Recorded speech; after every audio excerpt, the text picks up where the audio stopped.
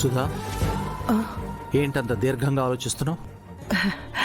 అదేనండి, మొన్న గుళ్ళో కలిసిన అమ్మాయి గురించి చాలా కలివిడిగా మాట్లాడింది కదా. చాలా అతిగా మాట్లాడింది. అయినా అమ్మాయిలంత ఓపెన్గా ఉండకూడదు. కాస్త భయభక్తులతో ఉండాలి. ఆయన మాట్లాడుతుంటే ఆయనకి అస్సలు అమ్మాయిలే నచ్చరనిపిస్తుంది.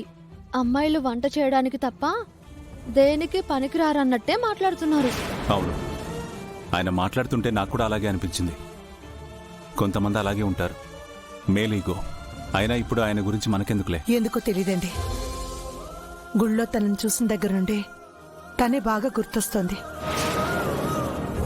ఎప్పుడో ఎక్కడో కలిసినట్టు, బాగా తెలిసినట్టు తను మాట్లాడుతుంటే అలా చూస్తూ ఉండిపోవాలనిపిస్తుంది అనుకోండి. మన అమ్మాయి ఉండుంటే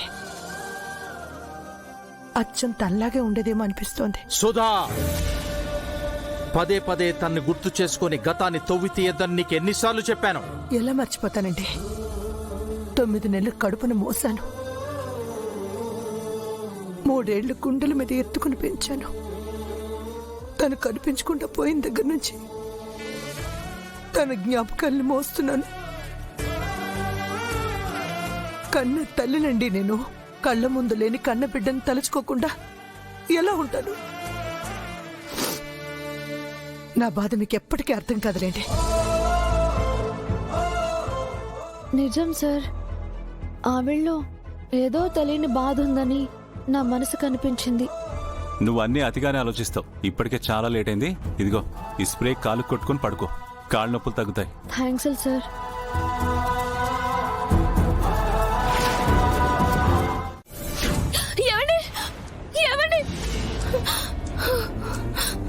ప్రీతి, ఏమైంది? ఏమండి, మీకేం కాలేదు కదా? నాకేమవుతుంది ప్రీతి? అమ్మా ప్రీతి, ఏంటి ఏమైంది? ప్రీతి నిద్రలో నుంచి ఉలిక్కిపడి లేచింది అత్తయ్య గారు. ఇదిగో మంచినీళ్ళు తాగు.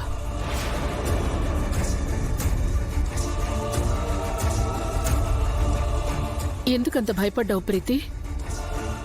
పేడకల ఏమైనా వచ్చిందా? అవునమ్మా. ఏం కల? రుద్రాన్నయ్య మా ఆయనతో కూడా పడి ఆయన్ని చంపేసినట్టు కల వచ్చిందమ్మా.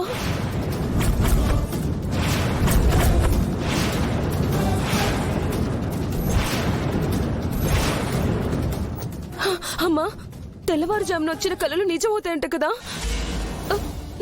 నాకెందుకు భయంగా ఉందమ్మా. ప్రీతి, నీకేమన్నా పిచ్చా? కళల గురించి ఆలోచించి భయపడిపోతావా? రిలాక్స్. అత్తయ్య గారు, మీరైనా చెప్పండి. ఆ కలలేం పట్టించుకోకు ప్రీతి. లేమ్మా, లేచి ఫేస్ వాష్ చేసుకుని వచ్చి పడుకో.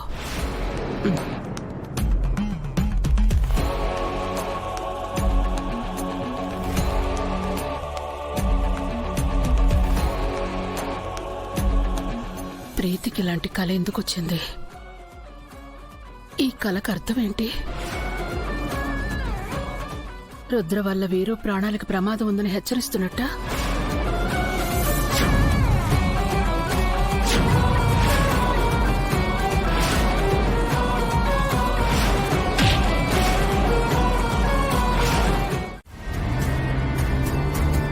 గంగా, ప్రీతి టిఫిన్ చేసిందా? లేదు సార్, ప్రీతి కూడా డల్గానే ఉంది.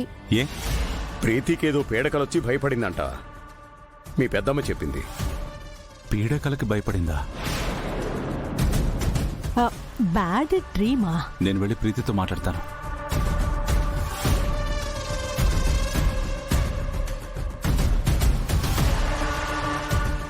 చెల్లా, నువ్వు కూడా బేగా టిఫిన్ చేసావా? మధ్యాహ్నం సూపర్ మార్కెట్కి వెళ్దాం. ఏ వద్దన్నయ్యా, మళ్ళీ మీ బావగారు తిడతారు. నువ్వు రంగా వెళ్ళిపోతే నాకేం తోచదు. ఆ సరుకులేవో ప్రమీళ్ళకి చెప్పు, తను తీసుకొస్తుందిరే. సరే పెద్దరు. సెలే కూర్చొని మంచిలే. ఎందులా సెలే, మనం గ్యారంటీగా సూపర్ మార్కెట్కి వెళ్ళాలి. ఎందుకన్నయ్య? ఎందుకేటంటే ప్రమీల్ని కార్తీక్ని దగ్గర చేయాలి కదా. అవునన్నయ్య, వెళ్దాం. మీరలా మాట్లాడుతుంటే నాకేం చెప్పాలో అర్థం కావట్లేదు అత్తయ్య గారు. మీరు అనవసరంగా అతిగా ఆలోచిస్తున్నారేమో అనిపిస్తుంది. ఏం మాట్లాడవేంటన్నయ్య? ఈ టైంలో నీకు రకరకాల ఆలోచనలు వస్తూ ఉంటాయి, అనుకోని భయాలు కూడా కలుగుతూ ఉంటాయి. అవే ఇలా కలల రూపంలో వస్తాయి. ఎక్కువ ఆలోచించకుండా వీలైనంత వరకు ప్రశాంతంగా ఉండడానికి ట్రై చేయి. ప్రశాంతంగా ఎలా ఉండగలను వీరు? నా మనసంతా ఆందోళనగానే ఉంది. ఈ ఆందోళన అలజడి తగ్గాలంటే ఏం చెయ్యాలో తెలియడం లేదు. మీ టెన్షన్ చూస్తుంటే నాకేమవుతుందో అనే భయంతో మీరు రుద్రబావని ఇంట్లో నుంచి దూరంగా పంపించేలా ఉన్నారే.